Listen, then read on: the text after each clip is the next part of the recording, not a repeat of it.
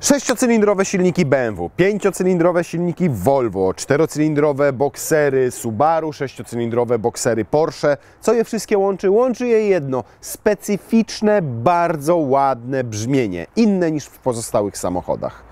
I teraz mamy takie auto, jeszcze jedno, które dołącza do tych z takim silnikiem specyficznym.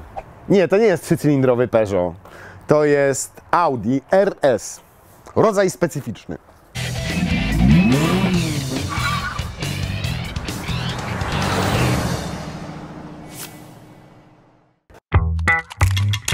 Szukasz nowego samochodu? Zajrzyj na autoplaneta.pl. Na stronie znajdziesz setki nowych modeli dostępnych od ręki. Link w opisie tego odcinka. To teraz słuchajcie, co znaczy to specyficznie. Niestety jest ref limiter na 4000. Cylindry pracują tutaj w sekwencji 1, 2, 4, 5, 3 i to właśnie daje ten charakterystyczny dźwięk. Teraz pewnie go tak dobrze nie słyszeliście, jego słychać jak się jedzie, jak silnik się wkręca na 6-7 tysięcy obrotów. Wtedy rzeczywiście jest trochę inaczej, ale o ile większość samochodów przechodzi terapię odświeżające nie tylko z zewnątrz, ale także pod względem technologicznym, to tutaj mamy dokładnie taki silnik, jaki mieliśmy w poprzednim RS. I nie tyczy się to tylko liczby cylindrów, ale, o proszę, tu jest raz, 2, 3, 4, 5. Ale tyczy się to również mocy, bo w poprzednim RS3 było 400 koni, w nowym RS-ie też jest 400 koni. Różnią się jedynie momentem obrotowym. Tutaj dołożono 20 Nm, natomiast konstrukcyjnie wszystko zostało po staremu. Ale to akurat dobrze, ponieważ wszyscy dobrze wiecie też, jeżeli interesujecie się motoryzacją, że to motor bardzo podatny na modyfikacje i jeżdżą po ulicach RS-y 3 z podkręconymi tymi silnikami do, uwaga, 700 koni mechanicznych, bez najmniejszego problemu. 2,5 litra pojemności. Skrzynia też się nie zmieniła. Skrzynia pozostała ta sama, czyli dwusprzęgłowa, 7-stopniowa DSG. Co się zmieniło? Audi twierdzi, że przede wszystkim zmienił się napęd na 4 koła. Bo mamy już tak, Quattro, takie tradycyjne, oparte na Torsenie, Quattro Ultra, Quattro na Haldexie, a tu jest czwarte Quattro, które Audi nazywa Torque Splitter. Quattro Torque Splitter. Czym ono się różni od pozostałych? Zapytaliśmy o to Audi i pytamy, jak tu jest realizowany napęd. To jest stały, to jest Torsen, czy to jest Haldex? No to słyszymy stały. Na Torsenie? Nie, nie na Torsenie. No to jak stały? No to, że cały czas tam ten tył jest zapięty. No i o co chodzi? Prawdopodobnie jest to tradycyjny napęd na Haldexie, który działa w ten sposób, że głównie napędzana jest przednia oś. Świadczy o tym choćby to, że te opony są szersze o 2 cm od tylnych, to jest jedna rzecz. Ale ten tył zawsze jest załączony. To nie jest tak, że on pozostaje odłączony, tam macie 100% mocy i tylko się załącza. Zawsze trochę momentu i koni tutaj trafia, przy czym do 50% maksymalnie. A ta nowinka, czyli ten Torque Splitter, polega na tym, że tutaj z tyłu nie mamy czegoś takiego jak mechanizm różnicowy, tylko mamy dwa oddzielne sprzęgła wielopłytkowe, elektronicznie sterowane silniczkami elektrycznymi. Po co to wszystko?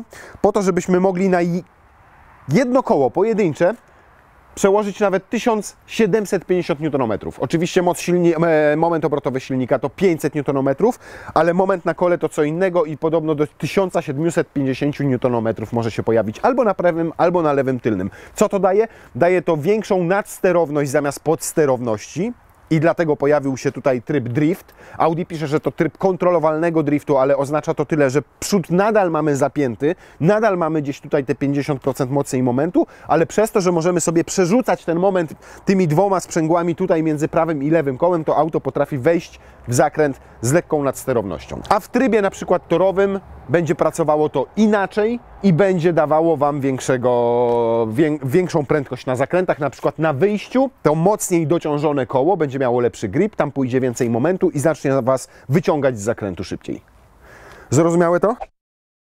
Z takich ulepszeń pojawiły się też nowe tarcze hamulcowe, które podobno o 20% szybciej się chłodzą niż te w poprzednim RS-ie. Mają 375 mm w średnicy, natomiast tutaj mamy opcjonalne tarcze ceramiczne. Zobaczcie, jak one wypełniają tę felgę. Tutaj palucha się nawet nie włoży, zobaczcie tu, jak jest blisko felgi. Mają 37 cm w średnicy i kosztują dodatkowo 27 400 zł i one są tylko z przodu, bo tutaj macie klasyczną, standardową stalową tarczę. Natomiast cena 27 400 nie jest prawdą do końca i całkowita, bo żeby mieć ceramikę, to musicie też zamówić pakiet Dynamic RS, który daje Wam dwie rzeczy. Adaptacyjne zawieszenie, czyli ono się utwardza zależnie od trybu, w jakim jedziecie, to jest jedna rzecz, a druga to taka, że zdejmują Wam blokadę i możecie pojechać 290 km na godzinę. Stylistycznie nowa RS-ka od poprzedniej różni się znacząco. Akurat tu patrzycie na ten przód i widzicie, że to jest nowy model. Widzicie to choćby po tym zębie, widzicie to po LEDowych reflektorach. Tu akurat mamy te Matrixy HD. Widzicie to po single frame'ie i po wszystkich czarnych elementach, których to auto ma bardzo dużo. O ile w S3 macie te elementy chromowane w podstawie, to tutaj w standardzie są już czarne. Czarne lusterka, czarne to. Lakier kosztuje czerwony dodatkowo 4000, ale szary jest w gratisie i bardzo ładnie wygląda. Natomiast są nawet kolory za ponad 10 000 złotych. Także jesteśmy do przodu na tym jakieś 180-200 tysięcy. Jak wszyscy dobrze wiemy, o ile modele S Audi od tych z literką A na początku czy z Q na początku różnią się tak naprawdę tylko mechanicznie, to te z literkami RS różnią się również stylistycznie. Tu mamy na przykład poszerzone błotniki mamy poszerzone błotniki tylne. Dlaczego? Dlatego, że rozstaw kół z przodu jest o ponad 3 cm większy niż w standardowym A3 czy w S3. Tylne koła są rozstawione o centymetr czy półtora szerzej. Co ciekawe, nawet skrócił się lekko rozstaw osi o pół centymetra. Na wysokość mamy samochód o centymetr niższy od S3 i o 2,5 cm niższy od A3. Natomiast to, że mamy tutaj ten napęd na 4 koła, poskutkowało mniejszym bagażnikiem, bo tych litrów jest tylko tutaj 282, czyli prawie 100 mniej niż na przykład w Audi A3. I proszę, tutaj są tylko takie półeczki. Akumulator powędrował z tyłu dla lepszego rozłożenia masy. Tu jest dużo styropianu oczywiście. To już wszystko, co do niego wejdzie. Dyfuzorek nic nie robi, dobrze wygląda. Natomiast powiem Wam tak, o ile wiele Audi ze znaczkiem RS wygląda drapieżnie i wulgarnie nawet momentami, tak bym powiedział, to tutaj mamy samochód, który w tym kolorze przynajmniej naprawdę jest taki jakby bardziej stonowany, nie jest taki napompowany, nie wygląda jak kark, który wyszedł z siłowni, co Audi RS w przeszłości się zdarzało, tylko wygląda atletycznie, ale jednocześnie elegancko. I mnie akurat to się podoba. Tak samo jak mi się podoba na przykład ta wstaweczka tutaj z takimi, nie wiadomo czym. W środeczku, po czym RS3 rozpoznajemy ją po fotelach sportowych, które są w standardzie, natomiast za elektryczną regulację musimy dopłacić 5000 zł. O, to żeby sobie tu móc majtać przyciskami, a nie przesuwać to wajchami. Oczywiście tutaj mamy znaczek RS, zintegrowany zagłówek, taką ładną czerwoną tutaj lamóweczkę. To nie jest standardowa kierownica, to standardem jest taka spłaszczona tutaj u dołu.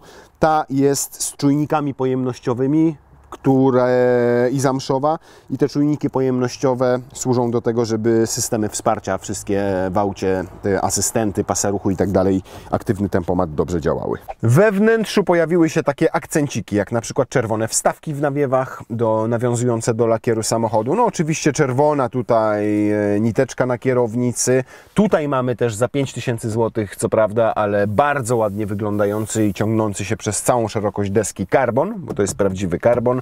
A cała reszta jest dokładnie taka jak w A3 i w S3, czyli mamy ekran multimedialny Audi, mamy na szczęście manualnie sterowaną jeszcze klimatyzację, przyciski, które sterują najpotrzebniejszymi funkcjami, jeżeli chodzi o napęd, czyli wyłączanie kontroli trakcji, wybór trybu jazdy, wyłączanie start-stopu w silniku. Tu jest akurat jeszcze asystent parkowania, z tego co widzę. Tu jest ładowarka indukcyjna na telefon i tak nieszczęśliwie ułożona, bo nie rozumiem, dlaczego w tamtą stronę to zrobiono, a nie mogli tego zrobić w tę stronę. No nie mam pojęcia. Jest joystick do zmiany biegów, taki pipsztyk, a nie już klasyczna skrzynia. Są dwa cup holdery, jest gniazdo zapalniczki, jest regulowany podłokietnik i to mnie się akurat podoba, bo w nie każdym aucie to występuje, a to sprawia, że możecie, o, tak sobie jechać, trzymać łapkę, jest bardzo wygodnie. To teraz idę usiąść za sobą. Och! I nawet Nawet się ten bąk mieści za tym bąkiem, który siedział przed chwilą tam z przodu. No nie ma wybitnie dużo miejsca na nogi, ale mamy tutaj hatchbacka, słuchajcie.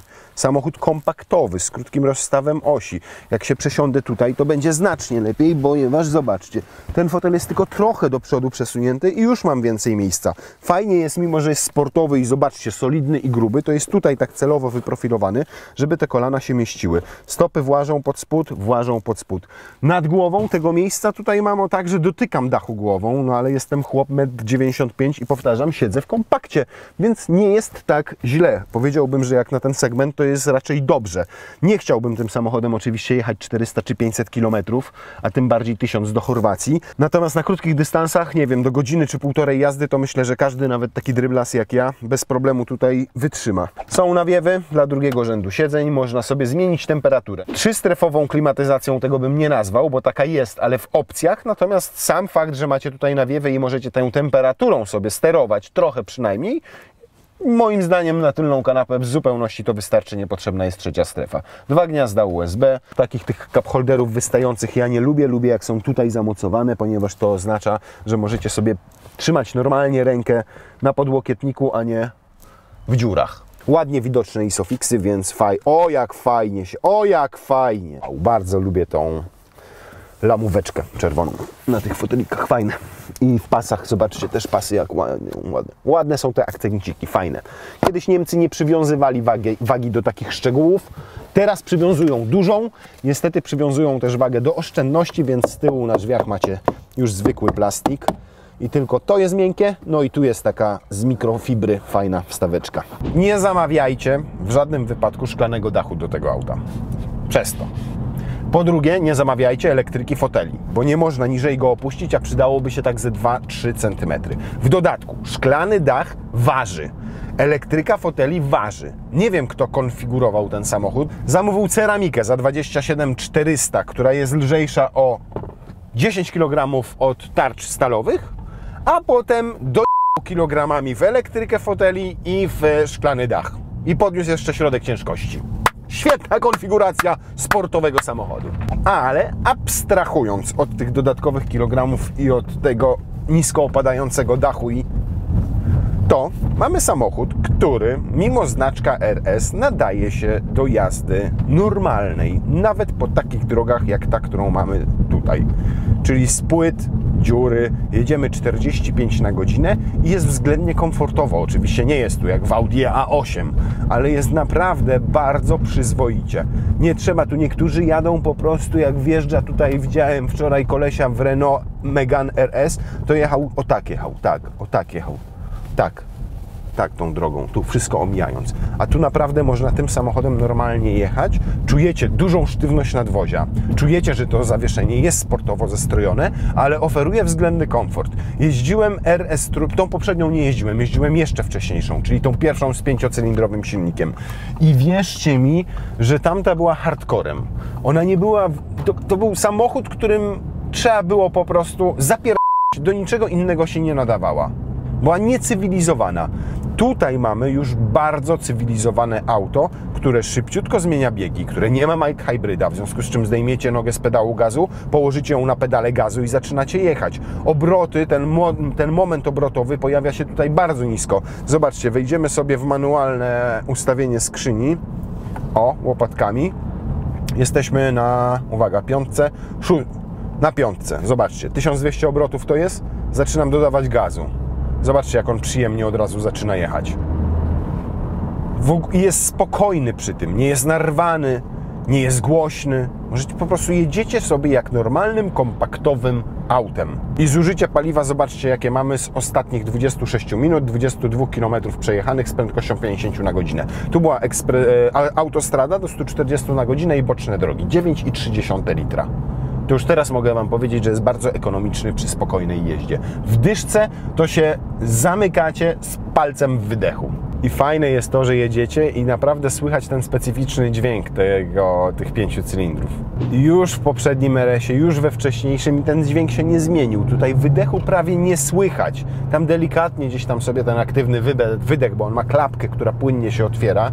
To nie jest tak, że ona jest albo zamknięta, albo otwarta. Może być nawet w połowie na przykład otwarta, tudzież w połowie zamknięta. Jest z nią dokładnie tak jak ze szklanką wody. Dla jednych jest do połowy pełna, dla innych do połowy pusta. No bardzo ładny jest ten dźwięk.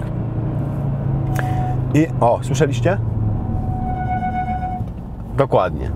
Ta ceramika tak działa. Jak sobie wejdziecie tutaj w Dynamic,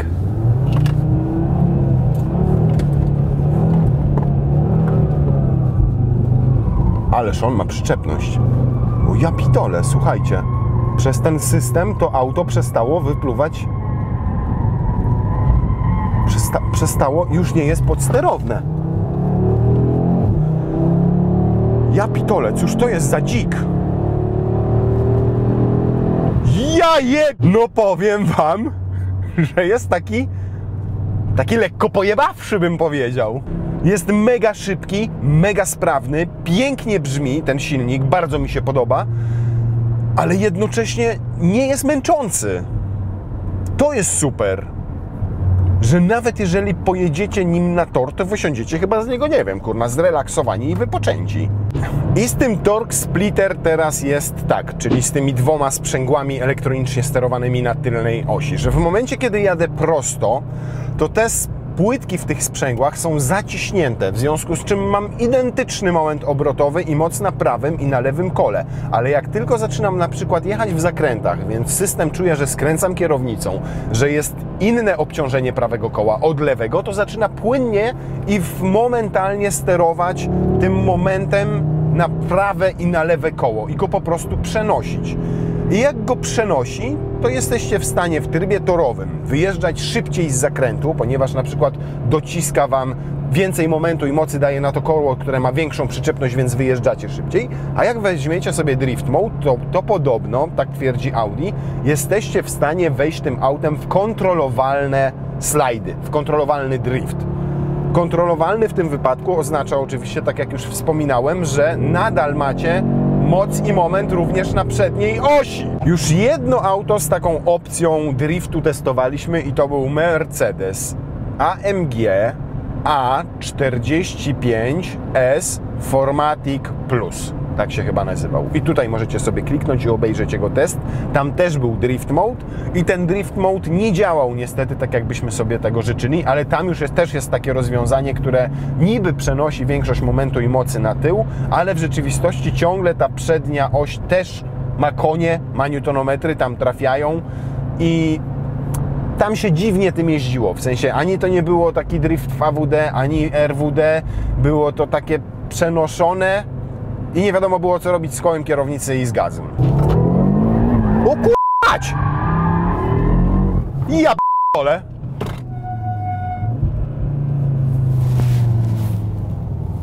Zobaczcie, co się dzieje. W ogóle ja tutaj trzymam cały czas w podłodze.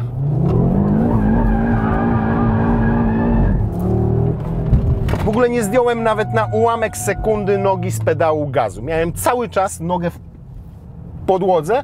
Wszystko, co robiłem, to tylko kręciłem kierownicą. No niesamowite. Dymu z opon nie uświadczycie, co prawda.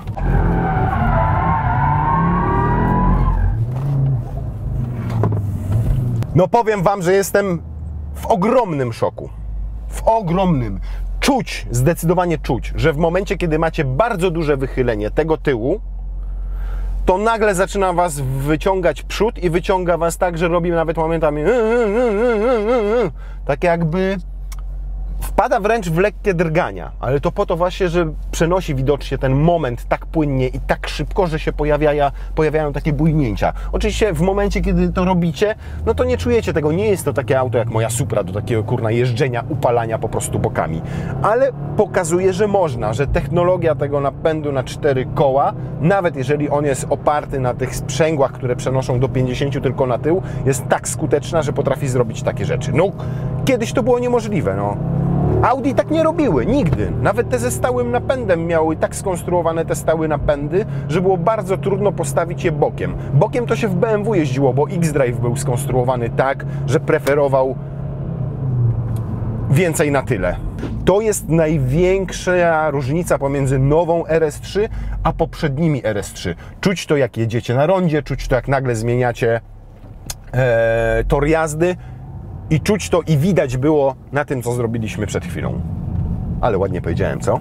O ile w takim normalnym miejskim użytkowaniu ma tę zaletę, że jest w nim cicho, przyjaźnie i przyjemnie, to na autostradzie, a w zasadzie na ekspresówce już przy 119 km na godzinę jest zwyczajnie głośno, bo słyszycie i szumy tutaj wokół słupków, i to, co się dzieje w podwoziu. Nie słyszycie jedynie silnika, troszkę gdzieś tam bulgocze wydech. Silnik to ma tylko 2100, może 2150 obrotów, ale reszta hałasów po prostu dobiega waszych uszu i jest naprawdę słyszalna. Przy 140 to oczywiście rośnie.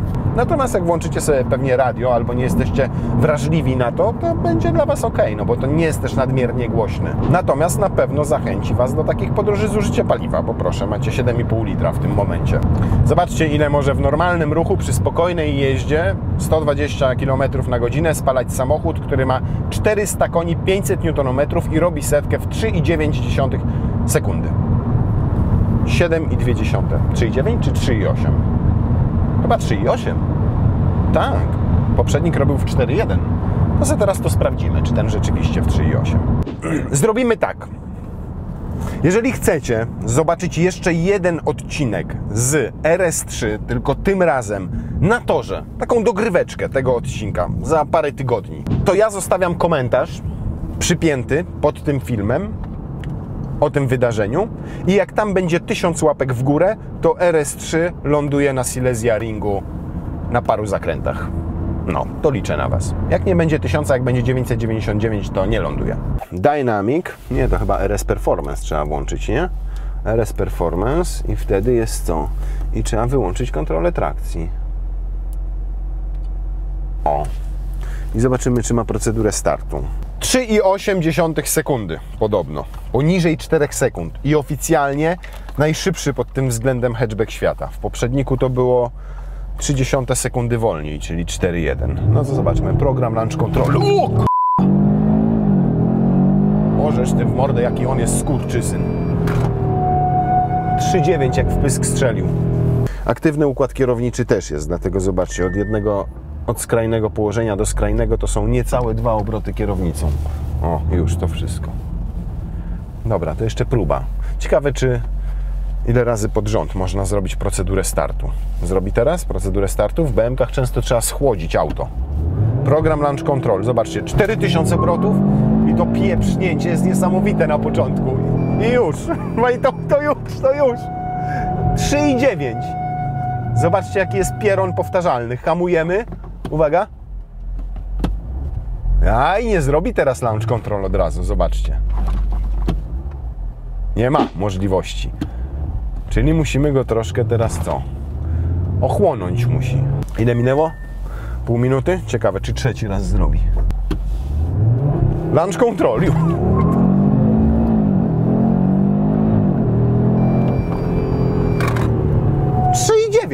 To co, chyba mu już nie będziemy więcej go katowali, nie? Czy jeszcze chciałbyś go pokatować? Silny, jakby nie patrzeć, to podnosimy o dobre... Tobą podnosimy o dobre 10% masę tego auta. Weź wysiądź. No to uwaga, silnego nie ma.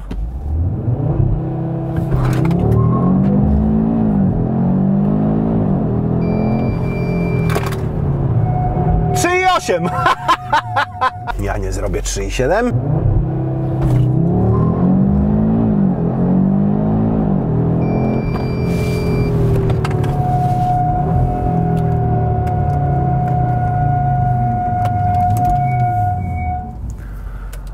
Oficjalne, potwierdzone info. Audi RS3 bez silnego na pokładzie robi setkę w 3,7 sekundy, czyli o 1/10 lepiej niż podają dane fabryczne. Jakie jest nowe RS3? W 2 zdaniach? No dobra, w 3?